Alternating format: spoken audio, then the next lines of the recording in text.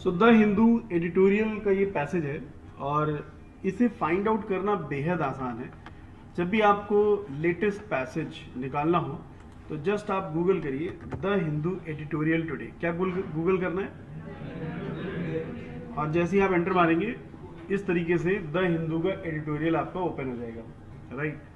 So the Hindu editorial today का अगर आप एक पैसेज डेली पढ़ते हैं तो ओवरऑल कवरेज आपका होता है। जैसे ये वाला पैसेज हम ले लेते हैं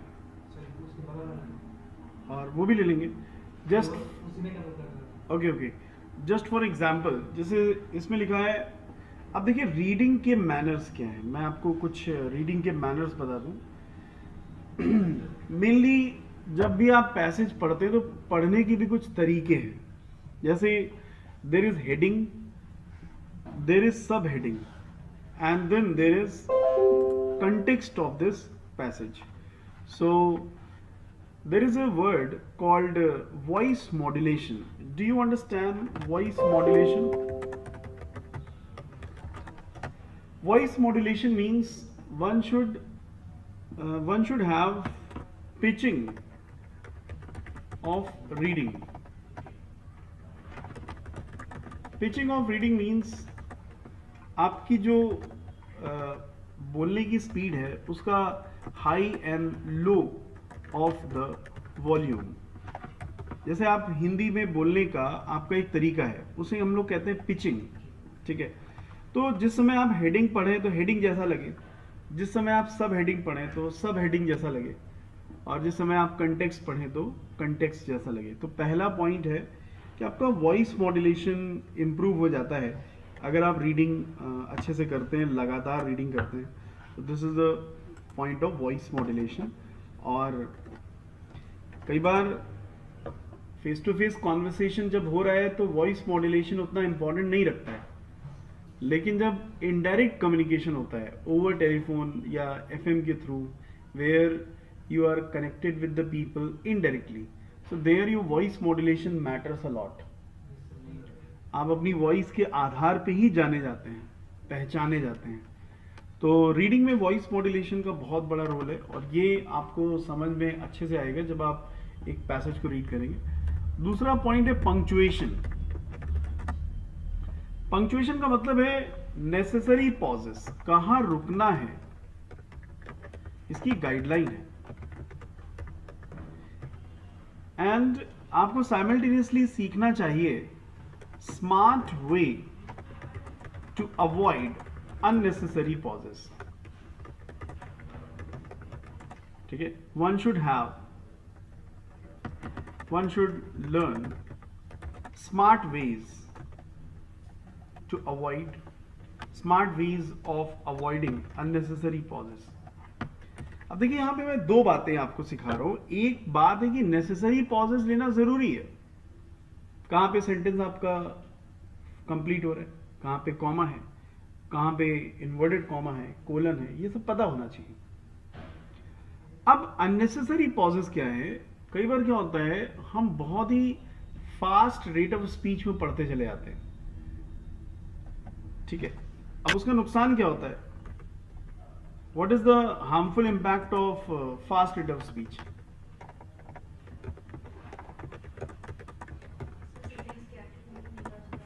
उसका सबसे बड़ा नुकसान है कि आप खुद ही बहुत ज्यादा थक जाते हैं और आप अननेसेसरी, आपका चेहरा लाल हो जाता है और सांस आपकी फूलने लग जाती हैं और अदर साउंड आप निकालने लग जाते हैं, राइट। तो रेट ऑफ स्पीच कैसी होनी चाहिए? Neither fast nor slow. अब बहुत स्लो भी नहीं चाहिए। तो ये बातें हैं रीडिंग की, ये सब आपको तभी पता चलता है जब आप उसकी रीडिंग अच्छे से करते हैं।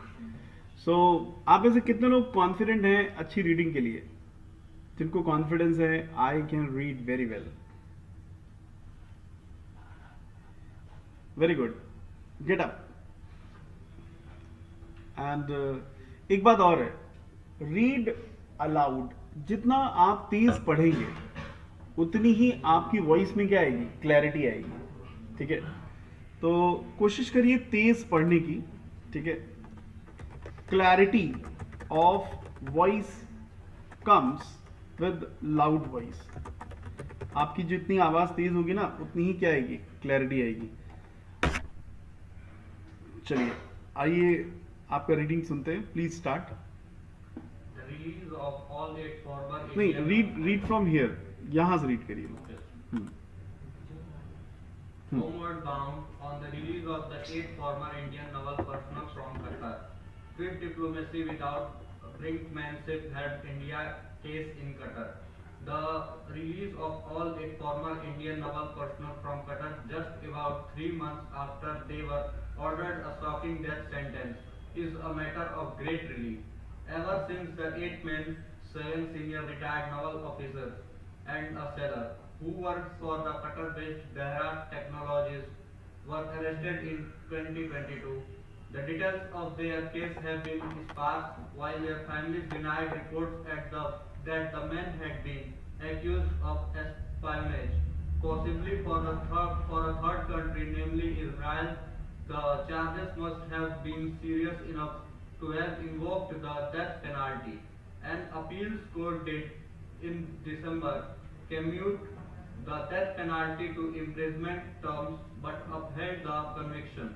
It is to the government's credit that it was able to bring about the release of all the eight, 7 of whom have now returned. The success seems attributable to the strategies New Delhi employed to pursue the case in court, showing respect to the Qatari legal system while providing the accused with full legal support and counts, avoid all acceleratory, rhetoric and public sparing, and to take the case to the highest level, with Prime Minister Narendra Modi discussing it with the Qatari Amir Sheikh Tamim bin Hamad Al Thani during a meet in Dubai in December. That Mr. Modi announced an unscheduled leg of travel to Doha on Wednesday after his ongoing trip to the United Arab Emirates signifies his personal involvement and his desire to thank the Qatari Amir. Okay, मेरा observation आपके बारे में ये है कि अभी आपको और इसको अच्छा करना है. जैसे आप अपनी रेट ऑफ स्पीच को और थोड़ा सा कॉन्फिडेंट कर सकते हैं, राइट. और कुछ शब्दों का प्रोनाउंसिएशन थोड़ा ऑड था. जैसे इसको आप प्रोनाउंस कर रहे थे नावल, नावल. तो इसका सही प्रोनाउंसिएशन क्या है? हाँ, नेवल. इन नेवल बोलिए, नेवल.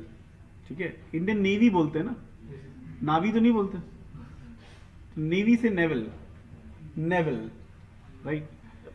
ओके, तो अभी और इम्प्रूवमेंट की ज़रूरत है जिसमें आप थोड़ी सी और रीडिंग करके उसे और अच्छा कर सकते हैं. अच्छा, अभी जैसे इस देखिए प्रोनाउंसिएशन जो है वो आप स्टैंडर्ड बना सकते हैं जब आप शब्दों में इन्वॉल्व होंगे. जैसे इसका प्रोनाउंसिएशन क्या है?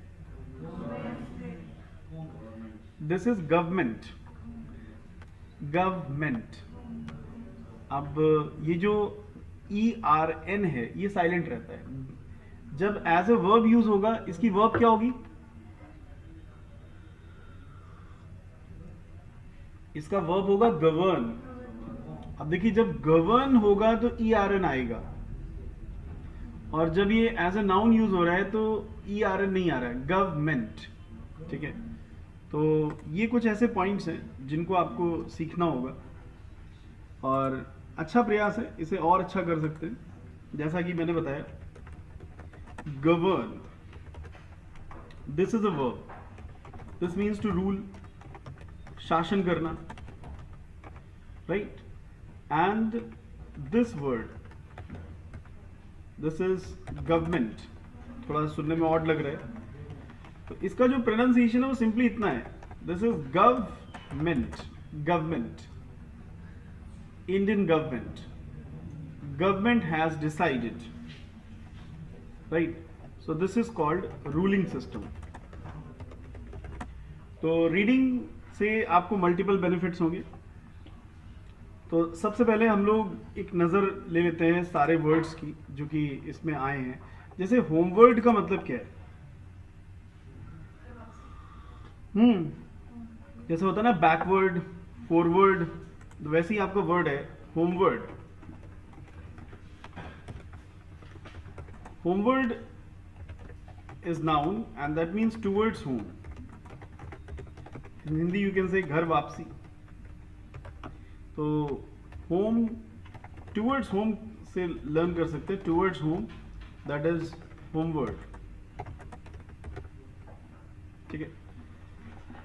And further we have bound. You are already aware. Bound means बंधा हुआ, right? Bound means बंधा हुआ. On the release of the 8 former Indian naval personnel. अब देखिए इस शब्द को सही उच्चारित करना बहुत जरूरी है, क्योंकि एक वर्ड होता है पर्सनल और ये क्या है? पर्सनल. मतलब पर्सनल एंड पर्सनल दोनों में अंतर है. तो पर्सनल तो आपको पता ही है पर्सनल क्या होता है? निजी. ठीक है, इसको आप हिंदी में कहते हैं निजी या सेल्फ, एट सेल्फ लेवल, जो आपके सेल्फ लेवल पे हो. ठीक है, आपकी सेल्फ कार, आपका सेल्फ लैपटॉप, वो क्या है? पर्सनल है. एंड इस पर्सनल का मतलब क्या होता है? इसका मतलब वाले.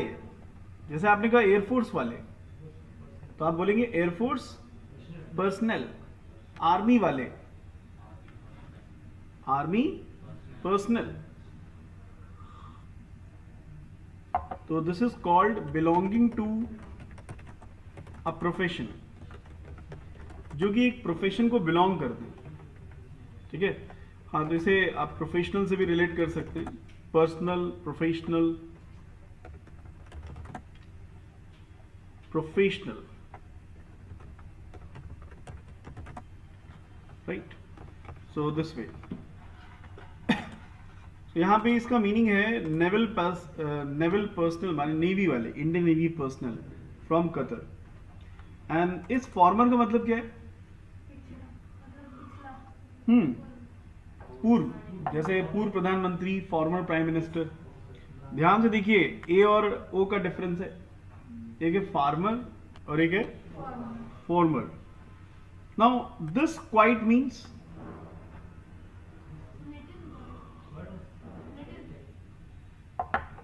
नहीं, दिस क्वाइट मीन्स शांत. या now you see different words are there. जैसे एक वर्ड है, इसको क्या प्रोनाउंस करेंगे? This is quit and this is quite and this is quite. तो इन दोनों में क्या डिफरेंस है?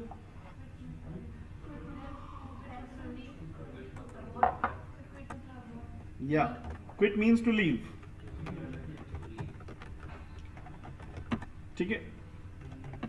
एंड दिस क्वाइट मीन्स, या ये एज एन एडजेक्टिव भी यूज होता है और एज ए नाउन भी यूज होता है. दिस मीन्स रिपोज, शांत. एंड दिस क्वाइट मीन्स, नहीं, काफी, लिटिल नहीं होगा. जैसे ही इज क्वाइट एजुकेटेड, ये एज एन एडवर्ब यूज होता है, मतलब एब्सोल्युटली, काफी. जैसे आप कहते हैं ये काफी इंटरेस्टिंग, ये काफी इंटरेस्टिंग एक्टिविटी है. आप क्या बोलेंगे? This is quite interesting. ये काफी इंटरेस्टिंग है, ये काफी इंपॉर्टेंट है. It is quite important. So this is how you से क्वाइट.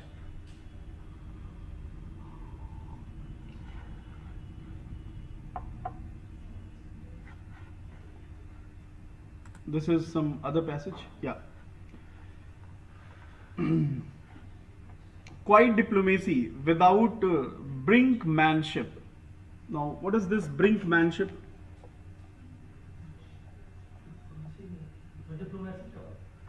Diplomacy, diplomatic, कूटनीति, डिप्लोमैट से बना है.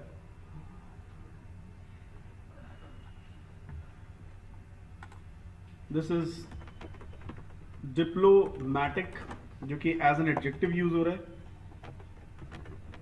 इसका नाउन क्या होता है? Yes, diplomacy. is noun. So in Hindi we call it कूटनीतिज्ञ, कूटनीति. और कूटनीति का मतलब किसी चीज को बाय हुक और बाय क्रूक उस चीज को करा लेना.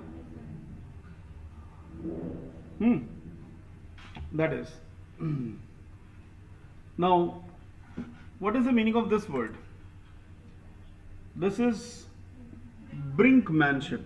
B-R-I-N-K. Note it down.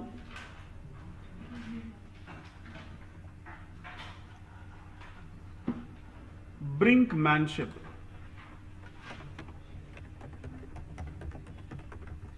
This is noun and this means instability. In Hindi we call it asthirta.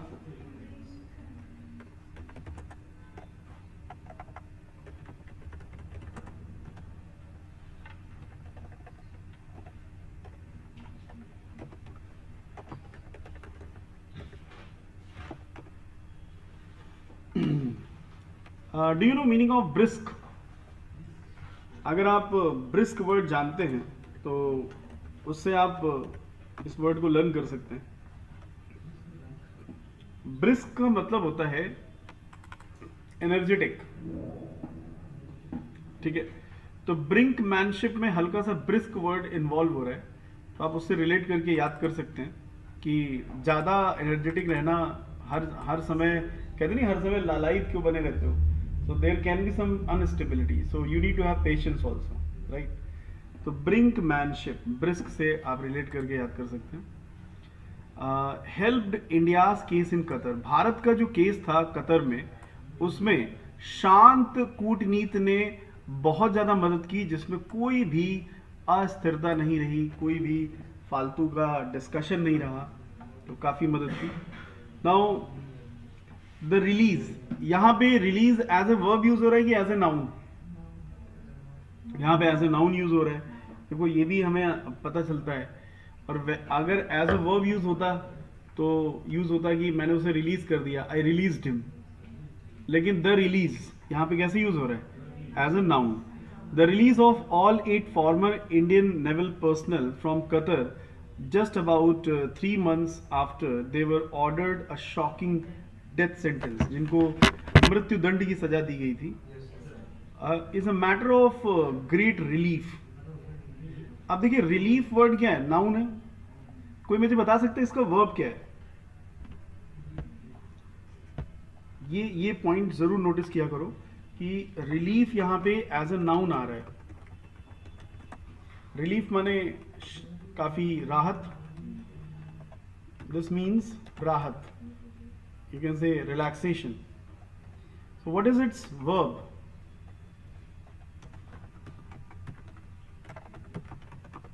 Any idea?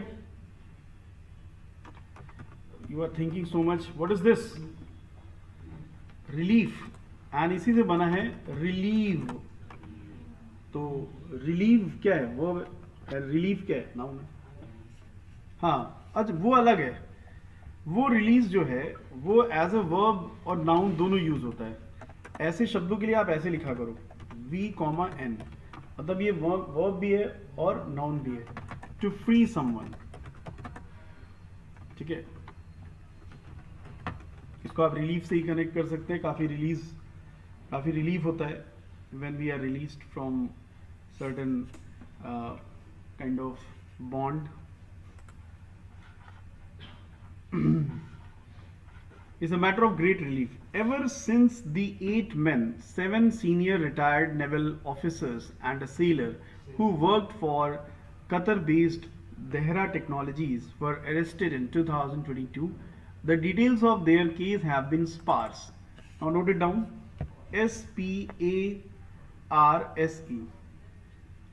S-P-A-R-S-E. इसका नाउन होता है स्पार्सनेस. ये एज एन एडजेक्टिव यूज हो रहा है.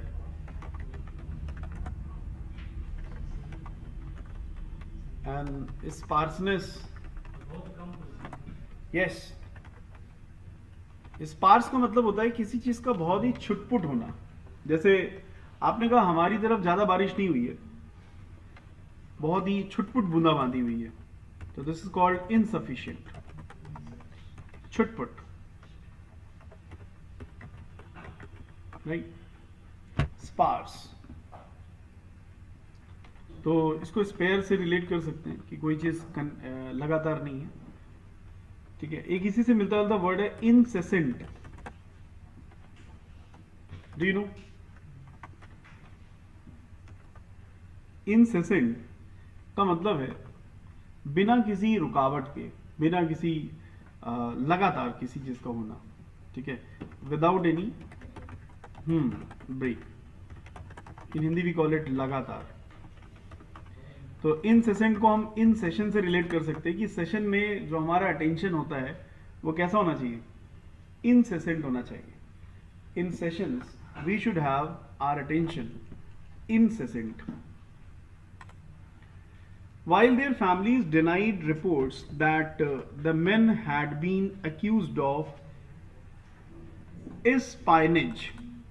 अच्छा, एक चीज और यहां पे नोटिस करो कि accuse के बाद फिक्स प्रीपोजिशन कौन सा आता है, ऑफ। नोट कर लीजिए, accuse of, ये फिक्स्ड प्रीपोजिशन का केस है कि accuse के बाद हमेशा क्या आएगा, ऑफ आएगा।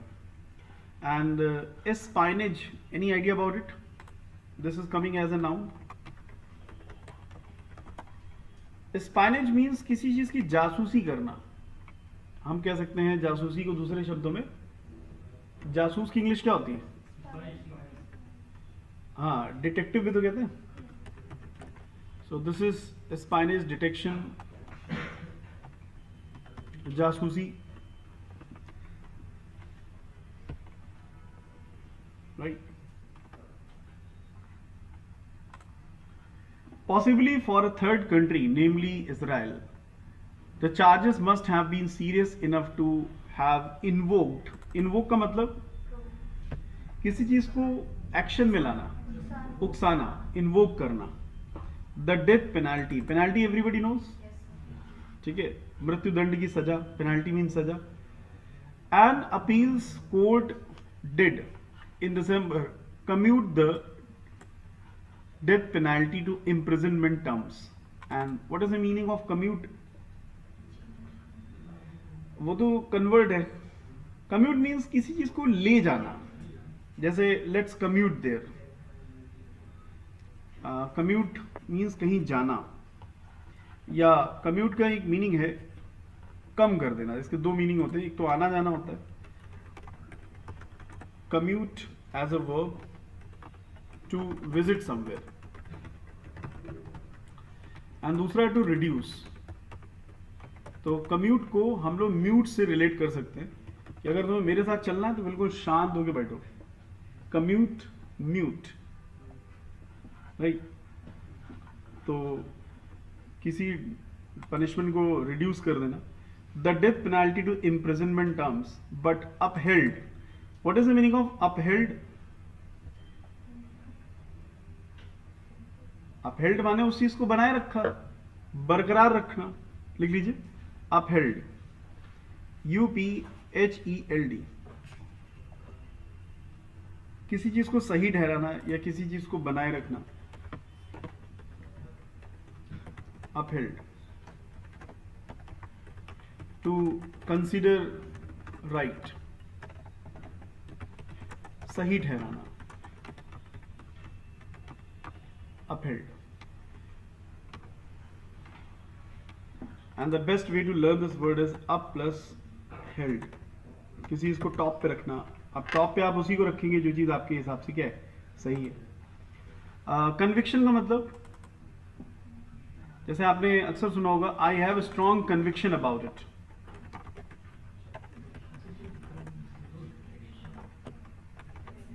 एक्चुअली कन्विंस वर्ड अलग है, कन्विंस वर्ब है, राइट। और थोड़ा सा अंतर कर दो तो ये क्या हो जाता है, ये अलग है। एंड थोड़ा सा अगर डिफरेंस कर दो तो ये अलग हो जाता है, ठीक है। तो छोटे छोटे डिफरेंसेस हैं, आपको इसमें ध्यान देना चाहिए। कन्विक्शन का मतलब धारणा, बिलीफ, नोशन, जैसे अगर कोई कह रहा है कि I have strong conviction about it, मतलब मैं इस चीज को बहुत ज्यादा मानता हूं, मेरी एक स्ट्रॉन्ग धारणा है इस चीज को लेकर के, राइट, कन्विक्शन। जैसे कि जो किसी धर्म को मानने वाले कहते हैं I have strong conviction in this religion, दृढ़ विश्वास, पूर्ण विश्वास। और एक दूसरे सेंस में इसका मतलब होता है प्रूफ ऑफ क्राइम, अपराध सिद्धि। अब कोई चीज के बारे में आपका स्ट्रॉन्ग कन्विक्शन है और वो चीज सही पाई जा रही है, यानी कि अपराध क्या हो गया, सिद्धि हो गया, प्रूफ ऑफ क्राइम। अच्छा, कन्विंस का मतलब to make understand, this is समझाना, and this word is very simple. जीतना है तो लोगों को समझाना पड़ेगा। कन्विंस, दैट कन्वेज, जो ले जाए, दैट कन्वेज, ठीक है, जो कन्वे करे। कन्वे का मतलब है जो लेकर जाए। जैसे गाड़ियां, आप कहते हैं ना कन्वेंस नहीं मिल रहा है, तो कन्वेंस आपको क्या करते हैं, कन्वे करते हैं, ले जाते हैं, ठीक है। एंड कन्वीनियंस तो पता ही होगा,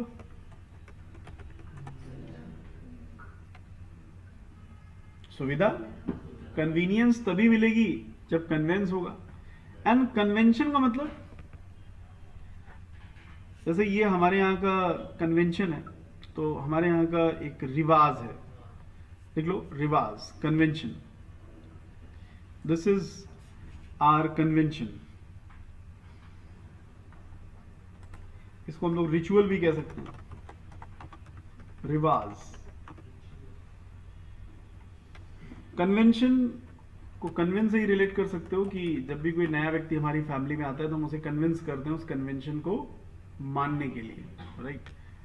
अच्छा, what is the meaning of connivance? थोड़े से शब्द आपको और देते हैं। और कन्वीवियल एंड क्लियरवॉयंस, थोड़ा मिलते जुलते वर्ड है।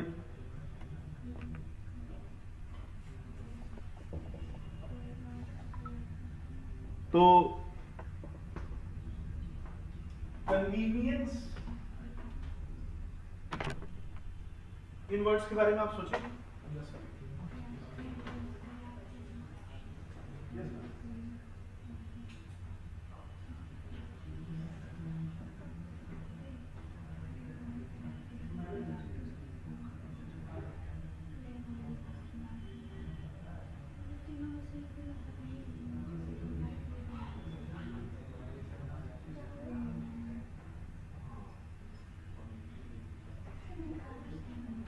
अब आपके वर्ड्स क्या थे?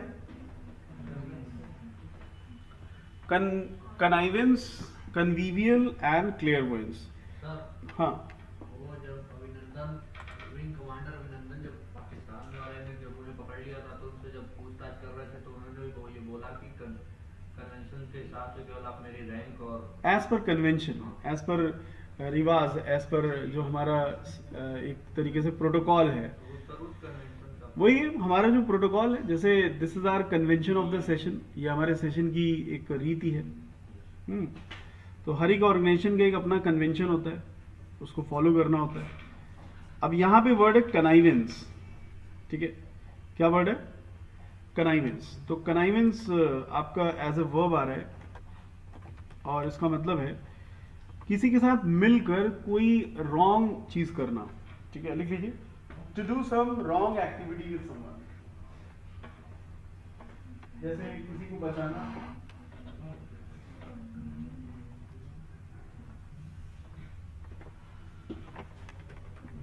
इसका मीनिंग एडवोकेट भी होता है। एक्चुअली एडवोकेट का मतलब एक तो होता है वकालत करना, और दूसरा एडवोकेट का मतलब होता है गलत काम करना भी होता है।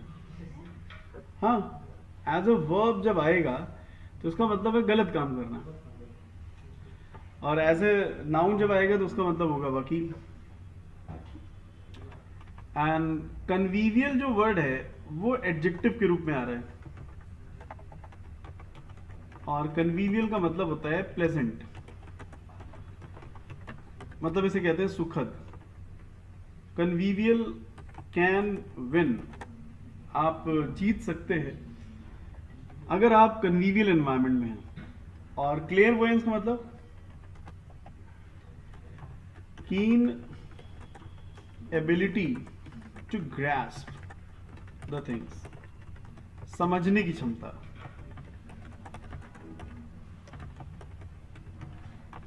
और इसको हम लोग रिलेट कर सकते हैं क्लियर वॉइस से, कि जब आवाज क्लियर होती है तो समझने की क्षमता बढ़ती है कि नहीं। कीन एबिलिटी टू ग्रास्प, चीजों को ग्रास्प करने की कीन एबिलिटी होना, क्लियर वॉइस। सो आप देख सकते हैं न्यूज़पेपर के पैसेज में शब्दों का क्या है, खजाना है। You can revise also, you can connect with grammar also, and you can connect with new words also, right. Shall we proceed? It is to government's credit that it was able to bring about the release of all the 8, 7 of whom have now returned. The success seems attributable. Now, what is attributable? Attribute का meaning क्या होता है? Attribute का मतलब है गुण। Attributable मतलब गुणवत्ता वाली। Attribute का मतलब होता है किसी की क्वालिटी, एंड एट्रीब्यूटेबल माने quality oriented to the strategies New Delhi employed, जो कि नई दिल्ली ने जो स्ट्रैटेजीज अपनाई। यहां पे एम्प्लॉय का मतलब नौकरी पे रखना नहीं आ रहा है, अपनाने के सेंस में आ रहा है। टू परस्यू, परस्यू का मतलब किसी भी केस को परस्यू करना, उसके पीछे पड़ना, उस चीज को सॉल्व करने की कोशिश करना। In court, showing respect to Qatari legal system while providing the accused with full legal support and counsel. यहाँ पे counsel verb के रूप में आ रहा है कि noun के रूप में? Noun के रूप में आ रहा है, जबकि counsel का मतलब क्या होता है as a verb? किसी को समझाना। जैसे काउंसलर, काउंसलर कौन होता है? जो सलाह देता है, राइट। तो काउंसिल दोनों है, वर्ब भी है और नाउन भी है। Now, what is the meaning of escalatory? Note it down. Escalate. Actually, ये word escalate से बना है, जो कि verb है, और escalatory किस रूप में आ रहा है? Noun के रूप, adjective के रूप में आ रहा है। E-S-C-A-L-A-T-E, escalate। तो escalate का मतलब है, जैसे आपने अक्सर ये बातचीत में सुना होगा, I'll escalate this matter in my group। हाँ, फैला देना।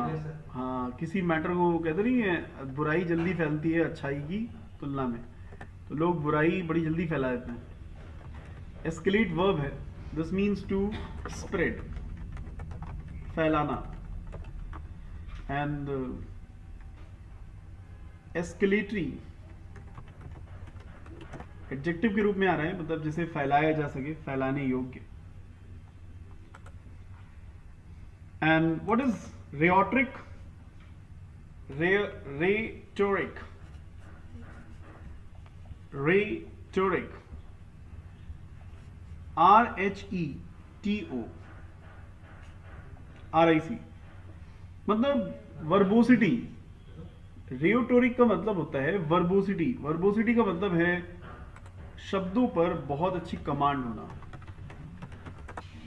वर्बोसिटी इज नाउन। दिस मीन्स शब्द आडंबर। और इसमें वर्ड आ रहा है। And rhetoric is also same, verbose, command on the words।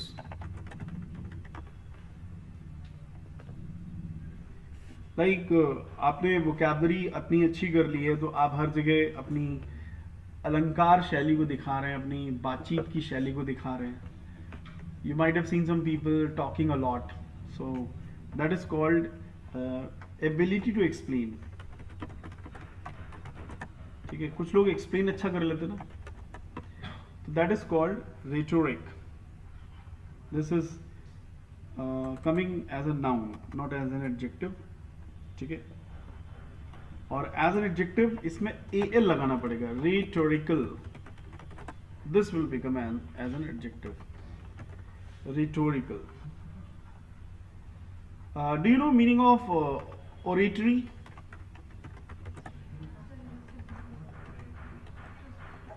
Oratory, orator, हाँ, वक्ता, बोलने वाला, ठीक है. This is speaker. ऑरेट करना, ऑरेट एज अ वर्ब आ रहा है. And do you know meaning of ग्रैंडीलोक्वेंट?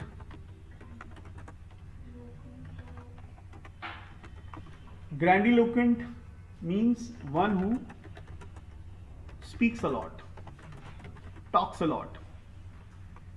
And यहाँ पे दो शब्द आपको मिल रहे हैं, grand plus loquent. Grandiloquent, बहुत ही उच्च कोटि का लोक्वेंट होना.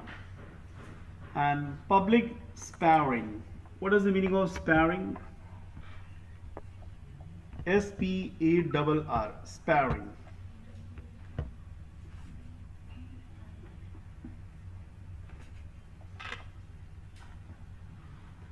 Sparring is a competition. वाद विवाद, sparring partner. Sparring is coming as a noun. This means companion of discussion और डिबेट. अब देखो, डिस्कशन और डिबेट में छोटा सा ही अंतर है कि जब लड़ाई होने लग जाए तो वो क्या बन जाती है, डिबेट. और जब तक लड़ाई नहीं हो रही तो क्या हो रहा है, discussion. And to take the case to the highest levels, with Prime Minister Narendra Modi discussing it with Qatari Amir Sheikh Tamim bin Hamad Al Thani during a meet in Dubai in December, that Mr. Modi announced in an unscheduled leg of travel to Doha on Wednesday. अब जैसे कई लोग इसे pronounce करते हैं Wednesday, but the right pronunciation is Wednesday. After his ongoing trip to the United Arab Emirates signifies his personal involvement and his desire to thank the Qatari Amir. The Qatar case is timely reminder of the importance of quiet diplomacy at a time of brinkmanship and geopolitical conflict. Conflict, everybody knows.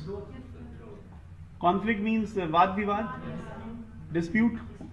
Particularly when it comes to relationships where so much else is at stake. At stake का मतलब दांव पर होना.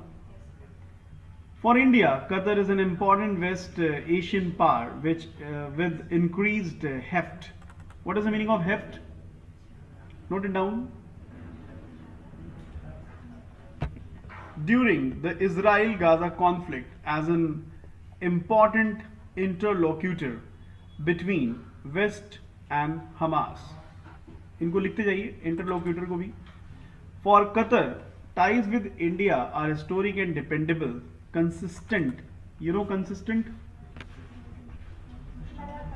किसी चीज का लगातार होना. And boycotted means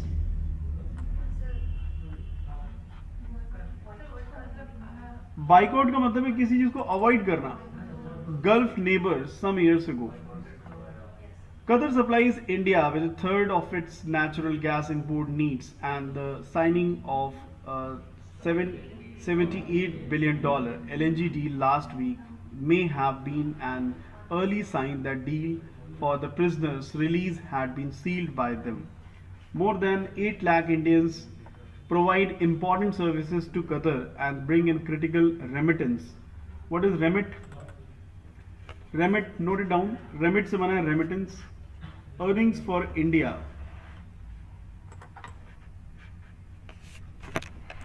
New Delhi's decision not to seek international intervention. Intervention means, note it down, as it did in case of former naval commander Kulbhushan Jadhav, who has been convicted. Convicted means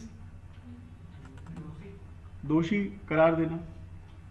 Of espionage and terror charges in Pakistan, not to counter Qatar's charges with this kind of harsh diplomatic counter measures seen in the aftermath. Aftermath का मतलब हाँ, परिणाम of the निजर assassination. Assassination का मतलब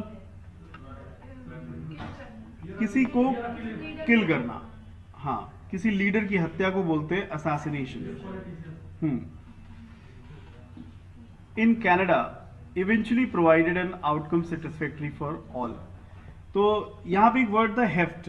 heft means किसी चीज का वजन करना, two way something. HEFT, heft. और हेफ्टीनेस का मतलब कोई चीज का बहुत ज्यादा वजन होना, heft. This is coming as a verb, to weigh, वजन करना। और एक वर्ड है inveigh, you know about it.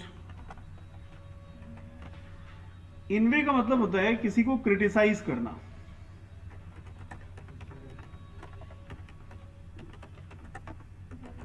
तो इसको आप सिंपली इन वे से रिलेट कर सकते हैं कि किसी को वे करने में वो बहुत भारी निकला, तो आपने उसे क्या किया, इनवे किया, क्रिटिसाइज किया। Now what is the meaning of interlocutor?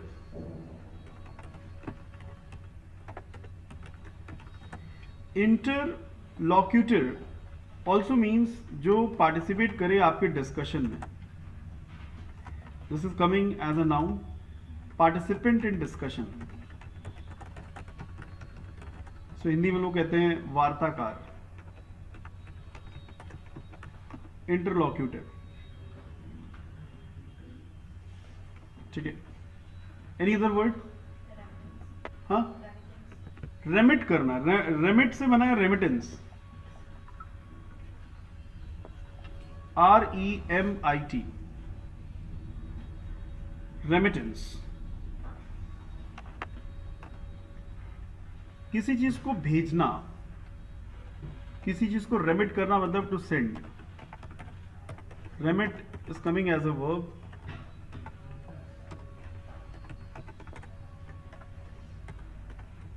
and remittance is coming as a noun. This means sent amount. जैसे आप फोन पे का यूज करते हैं तो आप अमाउंट को क्या करते हैं, रेमिट करते हैं। ठीक है, हाँ, तो you send that amount, remit, remit, remittance. इसे हिंदी में कहते हैं भेजी हुई रकम, जो भी आपने पैसा भेजा है, रेमिटेड अमाउंट।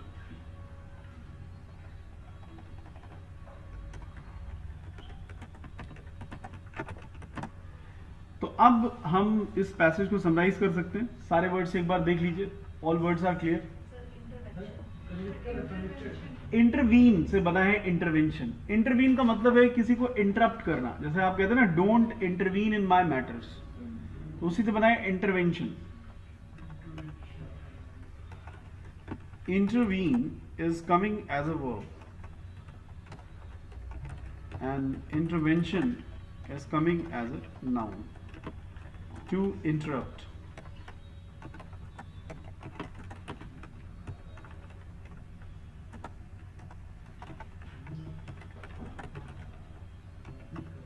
बाधित करना किसी को, interrupt, intervene। और कोई वर्ड जो आपको टफ लग रहा हो? कन्विक्ट का मतलब है सजा देना, एक्विट का मतलब है छोड़ देना। ठीक है, एक्विट का ऑपोजिट होता है convict.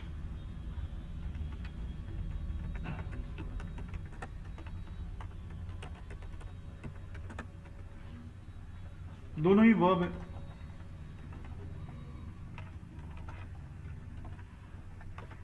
To release and to punish. Convict से ही बना है कन्विक्शन, जिसका मतलब है स्ट्रॉन्ग बिलीफ, स्ट्रॉन्ग कन्विक्शन। दोनों ही वर्ब है, कन्विक्शन नाउन है। Any doubt? तो सभी को ये वर्ड्स लिए एक बार रिवाइज कर लीजिए सारे वर्ड्स, एंड जो भी आपको डिफिकल्टी लगे बताएं।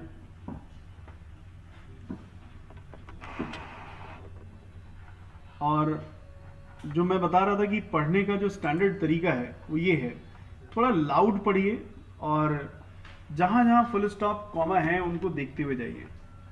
Homeward bound on the release of the 8 former Indian naval personnel from Qatar.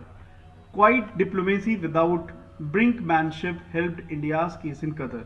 The release of all 8 former Indian naval personnel from Qatar just about 3 months after they were ordered a shocking death sentence is a matter of great relief. Ever since the 8 men, 7 senior retired naval officers and a sailor who worked for Qatar-based Dehra Technologies were arrested in 2022. The details of their case have been sparse. While their families denied reports that the men had been accused of espionage, possibly for a third country, namely Israel, the charges must have been serious enough to have invoked the death penalty. An appeals court did, in December, commute the death penalty to imprisonment terms but upheld the conviction. It is to the government's credit that it was able to bring about the release of all the 8, 7 of whom have now returned. The success seems attributable to the strategies New Delhi employed. अब जहाँ जहाँ पे colon semi colon है वहाँ पे आप अपना जो रीडिंग का पूरा मेहनत है ना उसको थोड़ा सा डाउन कर सकते हैं एंड देन फिर से उसे पिक कर सकते हैं. Have you all understood? So this will help you a lot in developing your reading skills. Okay.